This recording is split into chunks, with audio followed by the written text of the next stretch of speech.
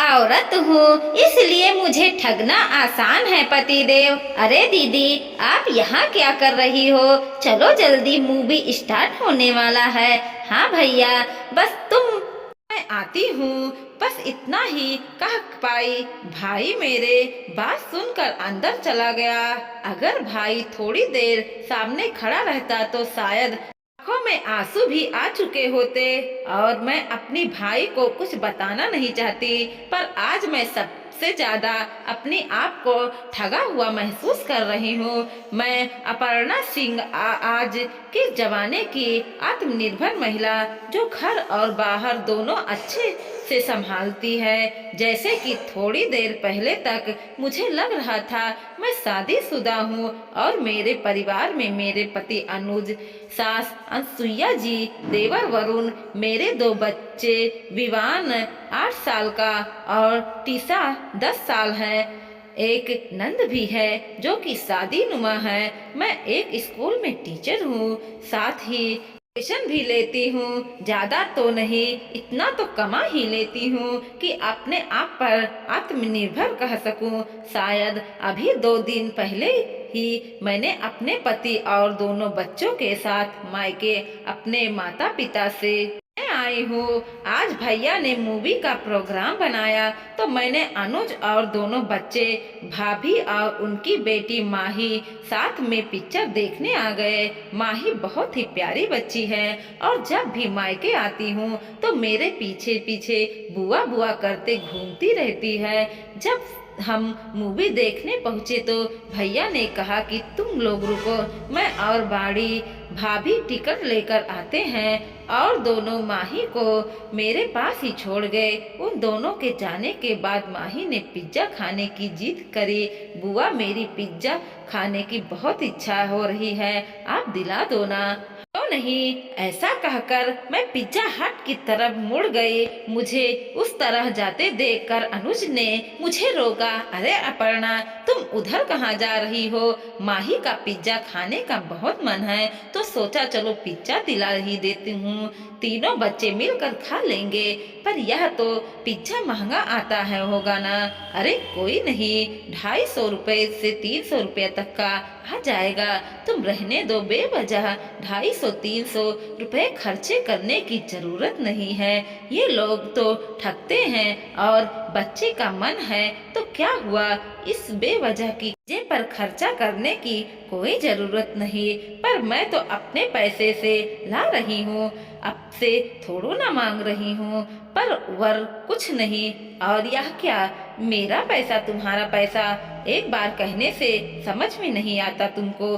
तुम ही बड़ी पैसे वाली बन रही हो, बाकी तो सारे गरीब हैं। अनुज के उखड़े तेवर के आगे मैं चुप रहना ही ठीक समझा, क्योंकि मुझे पता था कि अगर मैं चुप नहीं होती तो ये जोर जोर से चिल्लाना शुरू कर देते। लेकिन जब मेरी नज़र माही की नज़र से टकराई तो मैंने अपने आप की नज़र नीचे कर ली। मुझे बहुत बुरा लगा। पहली बार मुझे ऐसा महसूस हुआ कि मेरे कमाने का क्या फायदा, मैं अपनी छोटी सी भतीजी की ख्वाहिश भी पूरी नहीं कर सकती। इसके लिए भी मुझे मेरे पति की इजाज़त की ज़रूरत पड़ी है। महज 250 रुपये के लिए मुझे एक छोटी सी बच्ची के सामने शर्मिंदा होना पड़ा। इतने में भैया आ गए और हम लोग मूवी देखने अंदर चले गए। पूरी मूवी में मेरा मन नहीं लगा, दिमाग एक जगह स्थिर हो ही नहीं पाया। मूवी के दौरान बस यही सोचती रही कि आखिर कौन सी किसको ठग रहा है। आज जब मेरे भतीजी सिर्फ एक पिज्जा मांगा तो मेरे कमाई में से 250 रुपये भी मुझको भारी पड़ गए।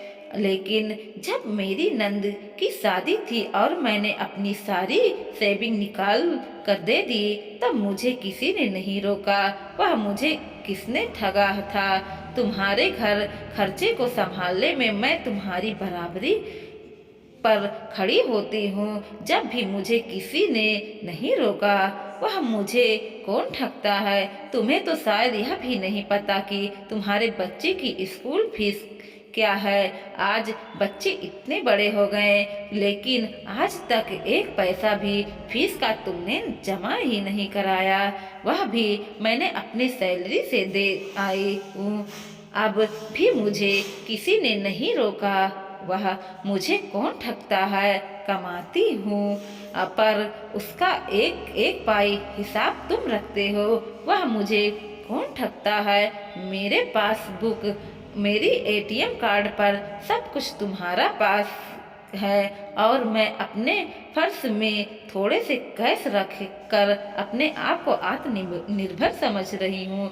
सचमुच यकीन नहीं हो रहा है कि मुझे कौन ठग रहा है। मैं कमा तो सकती हूँ पर अपनी मर्जी से एक पैसा खर्चा नहीं कर सकती। मैं एक औरत हूँ इसलिए मुझे ठगना आसान हो गया है।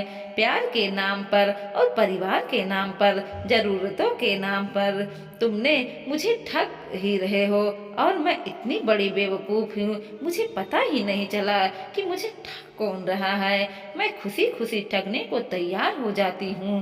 पूरी मूवी के दौरान मेरे मन में बस यही एक सवाल चल रहे थे। खैर मूवी खत्म हुई और हम लोग बाहर आ गए।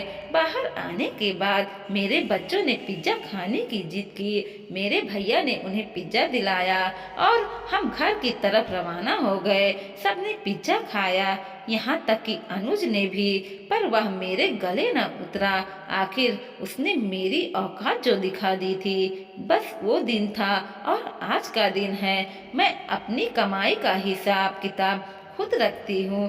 शुरू शुरू में घर में हंगामा जरूर हुआ था पर मेरा कहना साफ था, जब मैं तुमसे तुम्हारी कमाई का कोई हिसाब नहीं लेती तो तुम लोग मुझसे मेरी कमाई का हिसाब नहीं लोगे। ऐसा नहीं है कि मैं घर में खर्चा नहीं करती, मैं आज भी बराबर करती हूँ पर अब खुद पर भी खर्चा करती हूँ और उसके लिए मुझे किसी की इजाज़त लेने की ज़रूरत नहीं है। दोस्तों वीडियो पसंद आया हो तो लाइक कीजिएगा, शेयर कीजिएगा और सब्सक्राइब भी कीजिएगा और देखते रहिए कोमल मोटिवेशनल 2.0।